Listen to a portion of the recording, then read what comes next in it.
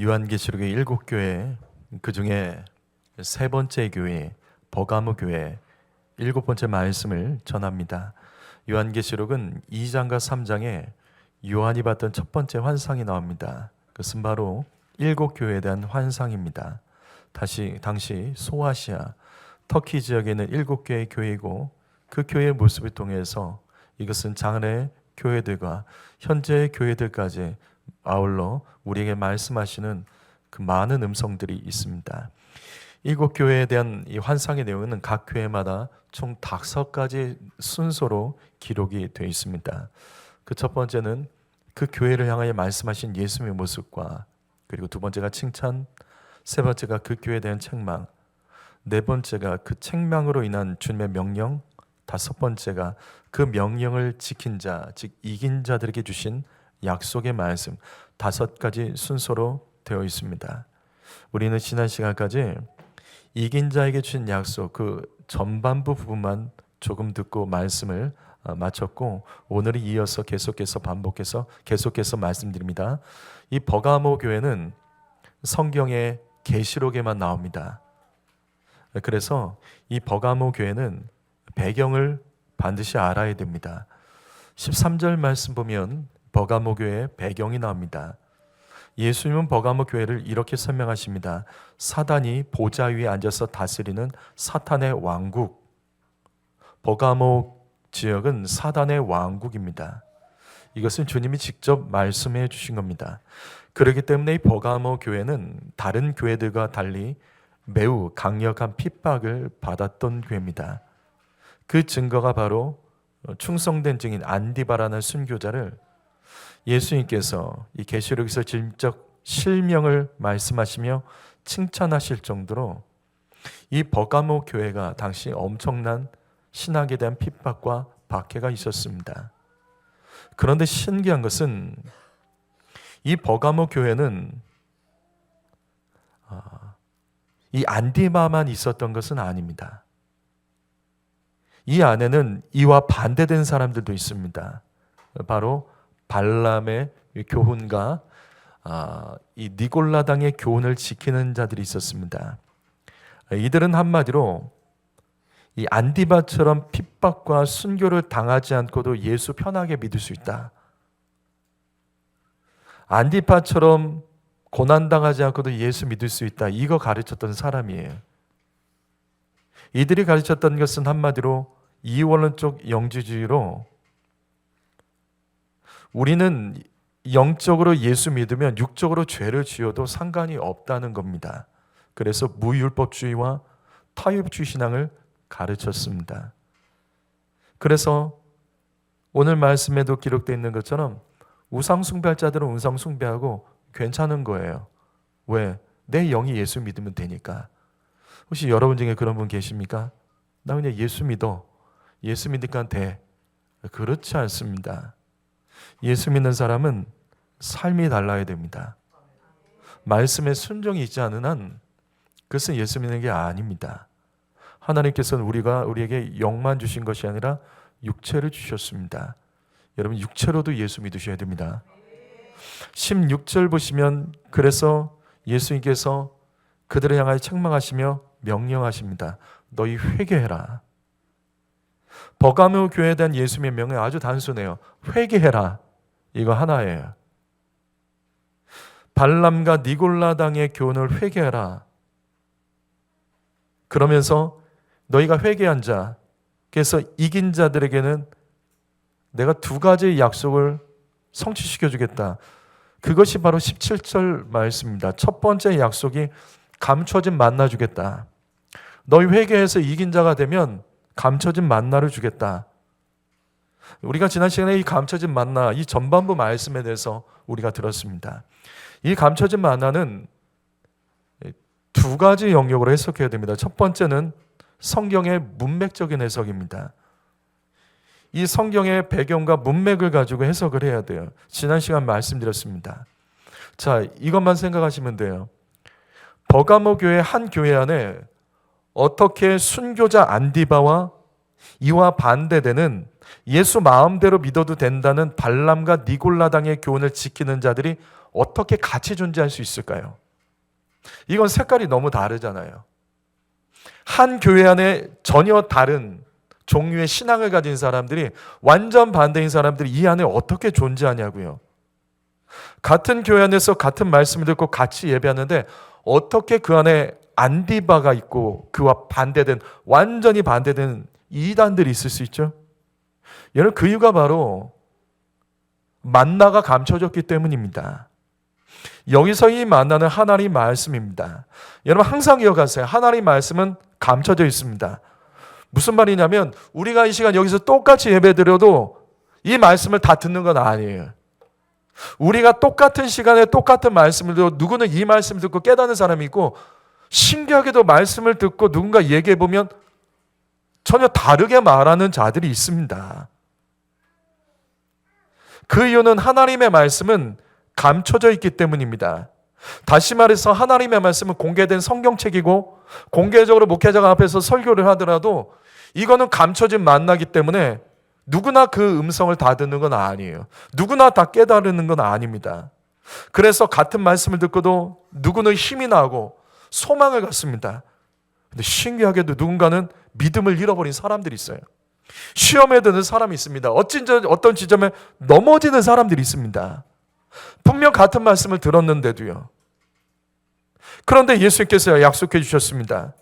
우리가 죄를 회개하면 감춰진 만나를 주시겠다. 말씀을 깨닫도록 도와주시겠다는 겁니다. 성도 여러분, 바로 이것입니다. 어떤 말씀을 들어도 은혜 받고, 어떤 말씀 들어도 하나님의 음성으로 여러분 받아내기를 원하신다면 다른 것 없어요. 회개하셔야 됩니다. 회개 없이 말씀 들으면 안 되는 거예요. 그래서 말씀을 아무리 들어도 안 되는 거예요. 다시요. 예수님의 12제자 중에 어떻게 가룟 유다 같은 사람이 있죠? 분명히 그는 예수님의 설교를 들었잖아요. 예수님의 설교가 뭐 우리랑 비교가 되겠습니까? 이 시대의 가장 유명한 목회자들과 비교가 되겠습니까? 그 은혜로운 말씀들에도 어떻게 사단이 들어가고 예수님 팔아먹을 준비를 하죠? 이게 감춰진 만나이기 때문이에요. 회개하지 않으면 말씀을 깨달을 수 없습니다. 여러분, 회개하지 않으면 말씀을 들어도 아무 소용없어요. 우리가 말씀을 듣고 깨닫지 못하고 말씀 시간에 집중하지 못하는 분이 계시다면, 같은 말씀을 듣고도 시험에 들고 불평하는 분이 계시다면, 여러분, 그건 다른 문제 아니에요. 말씀 문제로 치부하지 마세요. 내 마음의 문제이고 내 마음밭의 문제고, 그것은 회개되지 않은 나의 심령의 상태 때문입니다. 하나님의 말씀은 공개적입니다. 그러나 감춰진 만나는 것을 기억하시며 항상 기억하세요. 우리가 말씀을 들을 때 그 말씀을 깨닫지 못하고 이상하게 그 말씀을 듣고 기분이 나쁘고 삐지고 문제가 생긴다면 그거는 감춰진 만나예요. 그 문제는 내 안에 아직 회개되지 않은 죄가 있기 때문에 충돌하는 겁니다. 그런데 우리는 여기서 질문을 해야 돼요. 왜 하나님의 말씀을 굳이 감춰진 만나, 먹을 수 있는 만나라 하셨을까요? 왜 예수님께서는 굳이 하나님의 말씀을 감춰진 만나, 먹는 만나라고 말씀하셨을까? 굳이 먹는 만나라고 말씀하셨을까? 이것은 우리에게 주시는 하나님의 또 다른 메시지가 있는 것이죠. 감춰진 만나란 세상에서 먹을 수 없는, 세상에 없는 거룩한 맛을 강조하는 겁니다. 성도 여러분, 거룩함의 맛이 있습니다. 여러분, 죄도 맛있어요. 죄가 맛있어서 죄 짓는 거예요. 죄가 구역질을 하고 죄가 토할 것 같고 죄를 지으면 죽을 것 같은데 누가 죄 짓습니까? 아니에요. 죄가 달콤해서 죄 짓는 겁니다. 맞아요. 죄는 굉장히 매력적이고 맛있습니다. 그런데 그것은 거룩한 맛을 놓쳐버렸기 때문에 그런 거예요. 죄의 맛을 이길 수 있는 거룩한 맛이 있습니다. 감춰진 만나는 죄를 회개하지 않으면 그 맛을 절대 알 수 없어요. 죄악을 품고 만나를 먹으면 그 맛은 아무리 먹어도 알 수 없습니다. 그래서 하나님의 말씀은 감춰진 말씀입니다. 성도 여러분, 우리가 죄인 줄 알면서도 죄 짓는 것, 죄의 맛 때문이라고요. 그러나 하나님께서는 저와 여러분이 거룩한 맛에 길들여지고 깨닫기를 원하십니다. 거룩한 맛을 사모하려면 거룩한 맛을 알아야 되는 거예요. 우리 부모님들 애들 못 먹는 거 있잖아요, 그렇죠? 우리 집에도 뭐 생선 종류나 조개류를 잘 안 먹는 애들이 있는데 너무 맛있는데 애들이 못 먹는 거예요. 왜? 맛을 모르니까. 맛을 모르니까. 근데 또 애들은 또 이상한 걸 먹어요. 나는 맛도 없는데 맛을 모르니까. 바로 이겁니다. 거룩한 맛을 알면 거룩한 걸 먹게 돼요. 성도 여러분, 거룩한 맛을 알려면 다른 거 없습니다. 회개해야 됩니다. 회개하면 거룩한 맛을 깨달을 수가 있는 거예요. 우리는 다른 사람의 죄를 정확히 지적하면서도 나도 죄인이란 사실을 회개하지 않을 때가 있습니다. 그래서 말씀이 감춰집니다. 거룩한 맛을 깨닫지 못하는 거예요.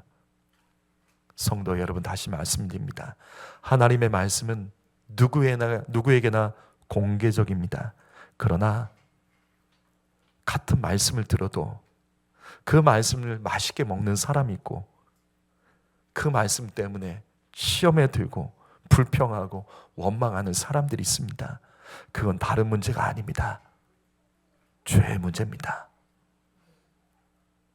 우리가 죄를 회개하는 것이 이렇게 중요한 거예요.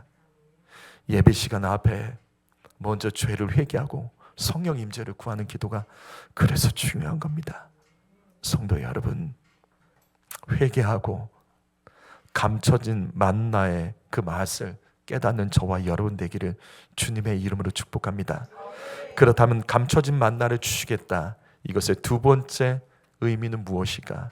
이것을 어떻게 해석해야 될까? 두 번째는 역사적인 관점으로 해석해야 됩니다. 여러분, 이것은 유대인들의 해석이에요. 자, 우리는 개신교라고 불러요. 원래 기독교든 우리 개신교 포함해서 천주교, 뭐 여호와의 증인 다 포함합니다. 그래서 원래는 개신교라고 부르는 게 맞습니다. 개신교는 성경이 신약 27권, 구약 39권, 즉 66권이죠. 천주교는 몇 권이죠? 천주교는 몇 권이죠?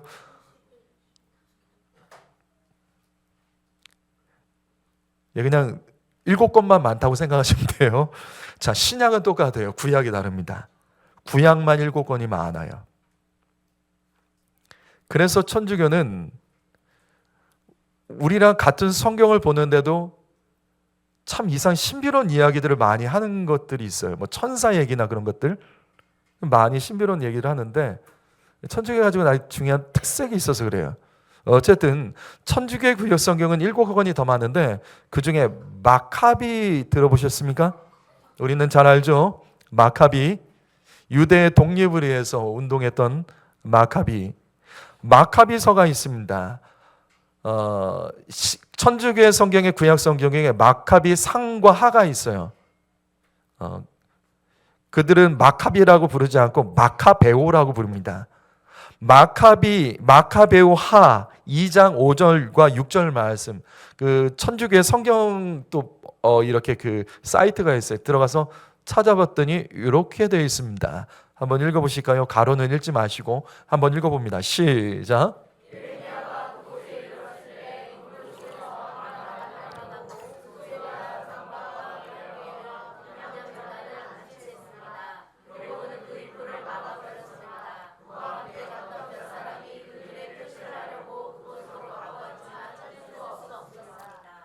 자, BC 586년 예루살렘이 바벨론의 마지막 3차 침공으로 완전히 멸망을 합니다. 이때 예레미야가 했던 일이 마카베오서를 보면 나옵니다. 구약 시대의 성막과 법궤, 분향단을 바벨론에게 바벨론이 빼앗아가지 못하도록 그가 그것을 어느 동굴에 감춥니다. 그리고 그 길을 표시하려고 했지만, 다시 찾아서 표시하려고 했지만 하나님이 가리셨어요. 그래서 그것을 찾지 못했고, 현재도 저 법궤, 성막, 분향단, 이것이 실존으로 우리 가운데 나타나지 않는다라고 천주교인들이 보는 마카베오서 하에 그렇게 기록되어 있습니다. 자, 이 천주교는 우리와 달리 신구약 성경 말고도 다른 여러 가지 외경, 위경, 뭐 이런 것들이 있어요. 그러니까 인정하지 않는 것들, 막 떠도는 책들을 그들은 자유롭게 보고 그것을 성경으로 인정하고 권위를 주면서 그들은 봅니다. 그래서 천주교인들은 그 성경에 없는 이야기와 신하들이 이야기를 해보면, 또 그들을 뭐 사제들이 설교하는 걸 보면 막 다 섞여 있어요. 다 섞여 있어요. 우리는 그런 걸 보지 않습니다. 우리는 오로지 성경 66권만 인정하고 그 외에 더 성경을 추가하지 않기로 했습니다. 이것이 교회 공의회에서 결정한 내용이에요. 자, 그 중에서 이 마카베오서 하와 바룩이 누구죠? 바룩이 누구죠? 예레미야에서 나오죠. 예레미야의 서기입니다. 서기관 역할을 했던 사람이에요. 대신 글을 써주고 했던 사람이에요. 바룩도 이서가 있더라고요. 외경에 바룩서가 있는데, 저기 천주교의 성경에 7권 중에 바룩서가 있는데, 그거 말고 또 다른 바룩 이서도 이들은 봅니다. 그리고 에스라서가 있어요. 우리도 에스라서는 있죠. 근데 이 천주교에는 에스라 이서도 있어요. 이거는 물론 외경입니다. 여기 46권에는 들어가지는 않아요. 거기에 보게 되면 바벨론 왕이 느부갓네살왕이 예루살렘을 점령하고 법궤를 찾으려고 했지만 이미 예레미야가 숨겨놨기 때문에 찾지 못합니다. 그리고 그 누구도 앞으로 그 법궤를 찾지 못할 것이라고, 그러면서 예언된 게 장차 메시아가 나타나서 새 예루살렘을 건설하면 감춰진 법궤를 찾아낼 것이다라는 예언을 기록하고 있습니다. 이거를 유대인들이 봐요. 유대인들은 그걸 봅니다. 그래서 유대인들은 오늘 말씀 17절에 감춰진 만나를 예레미야가 감춰둔 법궤에 있는 이 만나로 해석을 합니다. 자, 그래서 이게 이해가 되시죠? 그래서 유대인들은 이 말씀 볼 때, 오늘 말씀 17절을 볼 때, 감춰진 만나를 볼 때 예레미야를 떠올리면서 봅니다. 그러나 그거는 맞지가 않아요. 자, 왜 맞지가 않냐면, 자, 법궤에는 만나가 들어가 있지 않습니다. 여기 열왕기상 8장 9절 말씀 한번 읽어보실까요? 읽어봅니다. 시작.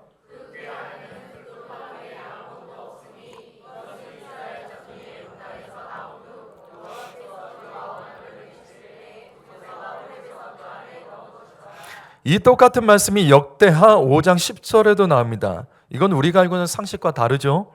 이 말씀은 솔로몬이 예루살렘 성전을 완공한 후에 성막에 있는 법궤를 성전으로 옮깁니다. 이때 법궤 안에 십계명 돌판 2개만 있었습니다. 만나 항아리, 아론의 상난 지팡이는 없습니다. 이후에도 나오지 않습니다. 하지만 원래 법궤 안에는 십계명만 들어있는 것이 맞아요. 그래서 법궤를 다른 말로 뭐라고 부르죠? 법궤를 다른 말로 뭐라고 부르죠? 법궤는 딱 말씀의 의미로만 그 명칭을 써요. 그래서 법궤를 언약궤, 증거궤, 뭐 이런 식으로 부릅니다. 여호와궤로도 부르지만 말씀과만 다 연결이 되어 있어요. 왜냐하면 법궤는 십계명이 들어있기 때문이에요. 원래 만나 항아리와 아론의 상난 지팡이는 법궤 앞에 두게 되어 있습니다. 그렇다면 우리는 왜 법궤 안에 십계명과 십계명 2돌판과 만나 항아리, 그 다음에 아론의 상난 지팡이, 이 3가지가 들어있다라고 우리는 알고 있을까? 이거는 히브리서 말씀에 나오긴 나옵니다. 9장 4절 말씀 보게 되면, 자, 성경에서 유일하게 법궤 안에 3가지가 들어있다는 말씀, 이거 한 번밖에 나오지 않아요. 그러나 이것은 일반적으로 성소와 지성소의 법궤에 대해서 설명하기 위해서, 이해하기 위해서 이것을 이렇게 기록한 말씀으로 보는 것이 맞습니다. 왜냐하면 구약 성경에는 이렇게 기록되지는 않아요. 자, 보실까요? 출애굽기 16장 33절을 보시겠습니다. 자, 하나님께서는 만나를 주시고 만나 항아리를 여호와 앞에 두라고 명령하십니다. 여호와 앞에요. 자, 이 문장 기억하시죠? 여호와 앞에. 법궤 안에 보관하는 것이 아닙니다. 여호와 앞에. 그렇다면 여호와 앞에 둔다는 것은 무슨 뜻일까? 여호와 앞에 둔다는 것이 무슨 뜻일까? 이 똑같은 내용이 이 다음 절에 또 나옵니다. 이렇게 나옵니다. 출애굽기 16장 바로 이어진 34절에 자, 그래서 아론이 여호와께서 모세에게 명령하신 대로 그것을 증거판 앞에 두었다라고 기록되어 있습니다. 증거판 앞에 둡니다. 자, 법궤 앞에 둔 것은 증거판 앞에 둔 거예요. 그런데 여기서 퀴즈 하나 낼까요? 이 말씀에 오류가 있죠. 뭐죠? 이 말씀에 오류가 있죠. 뭐죠?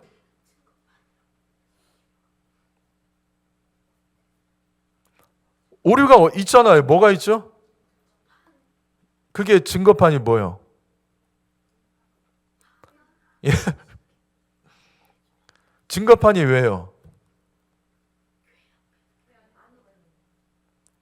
예? 지금 무슨 소리를 하세요, 지금? 시간이 안 맞잖아요. 무슨 말씀인지 이해되세요? 시간이 안 맞아요. 뭐가 안 맞죠? 뭐가 안 맞다는 거예요? 출애굽기 16장이잖아요. 출애굽기 16장이라고요. 십계명이 언제 나오죠? 출애굽기 몇 장이 나오죠? 20장 말씀부터 해서 34장에 기록됐죠. 두 돌판이 거기서 만들어집니다. 34장입니다. 법궤는 언제 만들어지죠? 법궤는 언제 만들어지죠? 십계명이 만들어진 다음에 그 법궤, 십계명을 집어넣기 위해서 만든 게 법궤입니다. 출애굽기 37장에서 나오죠. 자, 그럼 보죠. 이 말씀 어떻게 해석해야 될까요? 증거판이 없습니다. 증거판이 없다고요. 그래서 현대인의 성경에서는 이걸 이렇게 풉니다. 34절을 이렇게 풉니다. 자, 보세요. 어떻게 푸는지 보세요. 후에 성막의 법궤 안에 넣었다라고 기록합니다. 이거 안 맞는 거예요. 앞에 말씀하고 이게 순서가 안 맞는 거예요. 그래서 현대인의 성경, 여러분 쉬운 성경, 이런 성경은 이거를 보는 사람들이 그냥 스토리처럼 이해가 되도록 이게 딱딱 떨어지도록 그냥 이렇게 해석을 해요. 그래서 편의상 그냥 이렇게 기록을 합니다. 여러분, 그래서 우리가 성경을 볼 때는 해석이 여러 가지거든요. 그래서 현대인의 성경과 쉬운 성경을 보고 야, 여기가 맞아, 그렇게 하시면 안 돼요. 그거는 여러 가지 중에 하나를 선택해서 그렇게 풀어간 거예요. 원래 성경은 풀지 않습니다. 영어 성경도 여러분은 영어 성경이 권위가 있다고 생각하는데 아니에요. 그렇지 않습니다. 원어가 권위가 있지 어떻게 영어 성경에 권위가 있습니까? 한글 성경은 오히려 잘 돼 있어요. 우리가 가장 많이 보는 NIV가 바로 현대에 있는 성경, 쉬운 성경으로 돼 있어요. 그래서 그걸 보고 그거에 우선순위 두시면 성경이 맞지가 않습니다. 자, 다시요. 그래서 목회자들은 설교를 할 때 쉬운 성경이나 현대인의 성경을 가지고 얘기를 하지 않는 거예요. 그거를 참고는 하지만 그걸 가지고 성경에서 이거다, 어떤 부분에서는 맞는 게 있지만 어떤 중요한 부분에서는 그 해석을 사용하지 않습니다. 자, 이 말씀 앞에 이야기했던 것처럼 시간적인 오류가 있기 때문에 후에 이 만나를 법궤에다 넣었다는 것이 이게 첨부가 된 거예요. 그런데 여호와 앞에, 증거궤 앞에가 지금 법궤 앞으로 해석됐죠. 법궤 안으로 해석이 됩니다. 하지만 제가 앞에서 말씀드렸죠. 이 문제는 간단한 게 아니에요. 법궤, 이 법궤는 증거궤, 언약궤라고 부릅니다. 그 이유는 십계명이 들어있기 때문이에요. 그래서 법궤가 만들어진 것도 십계명을 만들고 그 후에 그것을 담기 위해서 만들어집니다. 그러면 여호와 앞에, 증거궤 앞에가 정말 법궤 아닐까? 현대인의 해석처럼. 자, 그럼 이거는 한 가지만 더 보면 간단해요. 민수기 17장 6절과 7절 말씀 보실까요? 읽어봅니다. 시작.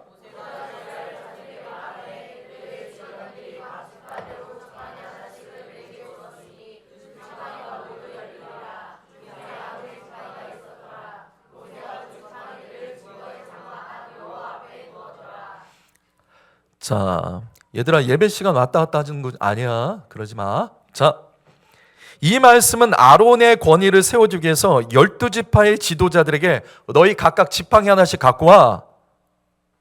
그래서 아론의 지팡이하고 12지파의 지도자들 지팡이를 여기 이 말씀 그대로 증거의 장막 안 여호와 앞, 여기도 여호와 앞이 나오죠. 여호와 앞에 가져오게 합니다. 그리고 그 앞에 두는 거예요. 자, 앞에 출애굽기 16장에서는 여호와 앞은 법궤 아니라고 현대인의 성경에서 해석되어 있죠. 자, 그럼 여기서는 뭐라고 할까? 이렇게 각 지파의 지도자들이 가지고 온 지팡이들 중에 유일하게 생명력이 있었던 지팡이가 아론의 지팡이입니다. 거기서 꽃이 피고 살구나무 열매가 맺힙니다. 죽은 나무에서 싹이 나고 열매가 나옵니다. 이로 인해서 하나님께서는 아론을 지지해 주신 거예요. 그리고 주님은 이 아론의 상난 지팡이를 다시 여호와 앞에 보관하게 합니다. 자, 그 말씀이 17장 10절입니다. 자, 읽어보시죠. 시작.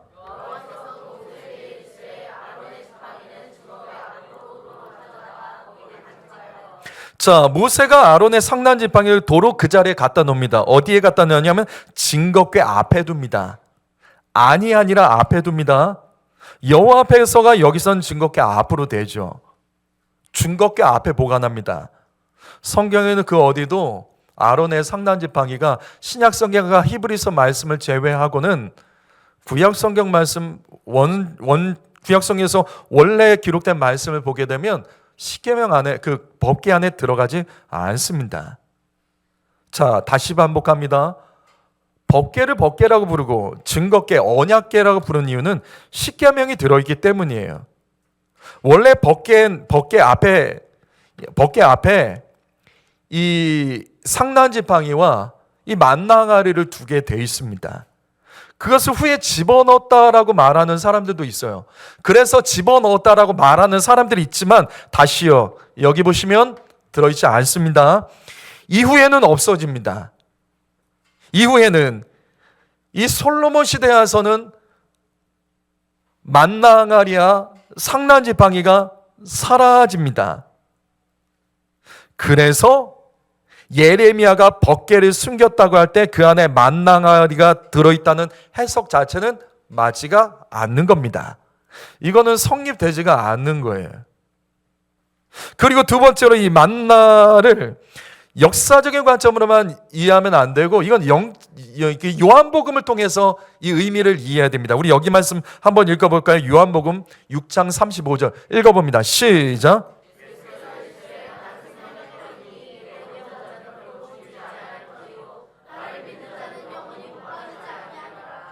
자, 이 말씀은 앞에 있는 말씀과 종합적으로 만나를 말합니다. 예수님은 자신을 만나라고 합니다. 그리고 이 만나는 영원한 영생을 상징하는 것으로서 주님은 말씀하십니다.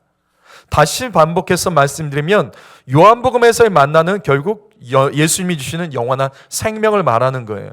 그래서 같은 요한복음, 요한계시록 안에서의 만나의 의미는 유대인의 해석으로 하시면 안 되는 거예요. 그런 주장도 있지만 그것은 성경적으로 맞지가 않는다는 겁니다. 따라서 요한복음 2장 16절과 17절에, 여기 17절에 나오는 감춰진 만나는 우선은 영생으로 해석하는 것이 맞습니다.